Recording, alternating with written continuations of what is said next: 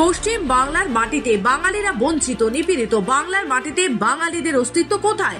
এটা রবীন্দ্রনাথ টেগোরের ভূমি না, এটি রবীন্দ্রনাথ ঠাকুরের ভূমি। পিওকের জমি চাই, ভারতীয় সেনা বাঙালি রেজিমেন্ট করতে হবে।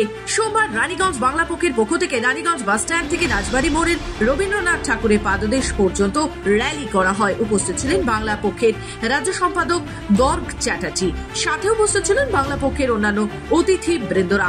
এদিন অর্থাৎ সোমবার প্রায় 1000 বাংলা পক্ষের মানুষ মিছিলে হাঁটলে মূলত ওই মিছিল থেকে উঠে এলো বাংলায় বাঙালিদের অস্তিত্বের কথা এবং বাঙালি জাতির অধিকারের দাবির জন্য 1961 সালের 19শে মে 11 জন বাঙালি, যার মধ্যে প্রথম বাঙালি নারী ভাষা শহীদও রয়েছেন,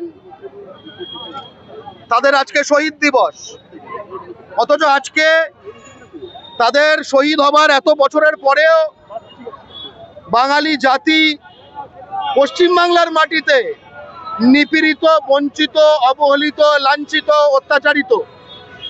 তাই পশ্চিমবঙ্গে, বিশেষ করে এই পশ্চিম বর্ধমান জেলায়, বিশেষ করে এই বৃহত্তর রানীগঞ্জ শিল্পাঞ্চলে যাতে প্রতিটি চাকরি বাঙালি পায়, যাতে প্রতিটি টেন্ডার বাঙালি পায়, যাতে প্রতিটি অটো লাইন টোটো লাইন বাঙালির হয়, যাতে প্রতিটি হকারি স্পট বাঙালি পায়, যাতে প্রতিটি রাস্তার দুপাশে যে অর্থনীতি সেটা বাঙালির হয়, যাতে স্কুলগুলোর মালিক বাঙালি হয়, হাসপাতালগুলোর মালিক বাঙালি হয়, মন্দির মসজিদের ক্যাশ বাক্স বাঙালির হাতে থাকে, এবং সর্বোপরি জনপ্রতিনিধি এবং বিভিন্ন দলের পদে যে লোকজন থাকা, তারা যেন বাংলার ভূমিপুত্র হয়, বহিরাগত না হয়, সেই দাবিতে এই পশ্চিমবঙ্গের মালিক তথা পশ্চিম বর্ধমানের মালিক তথা রানীগঞ্জের মালিক বাঙালি তার হিস্সা বুঝে নিতে এসেছে। এদিন বাংলা পক্ষের রাজ্য সম্পাদক গর্গ চ্যাটার্জি বক্তৃতা রাখতে গিয়ে বলেন,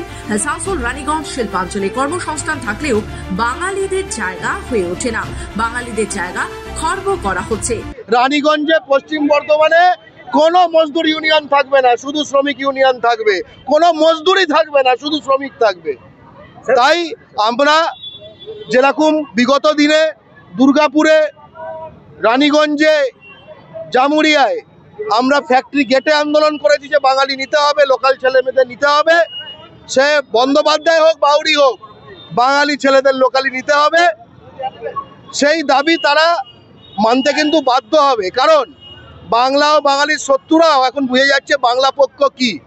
ঠিক যেমন পাকিস্তান যখন ভারতের দিকে তাকিয়ে দেখে পতাকাটা দেখলেই যথেষ্ট, আর মিসাইল দেখতে হয় না, তার আগেই কেঁপে যায়, তেমনি বাংলা পক্ষর বাঘছাপ পতাকা দেখলে বাংলা ও বাঙালির শত্রুরা প্রথমেই কেঁপে যায়। রানীগঞ্জ থেকে কৃত্তিবাস রুইদাসের সাথে স্নিগ্ধা রায়, রিপোর্ট খবর বাংলা।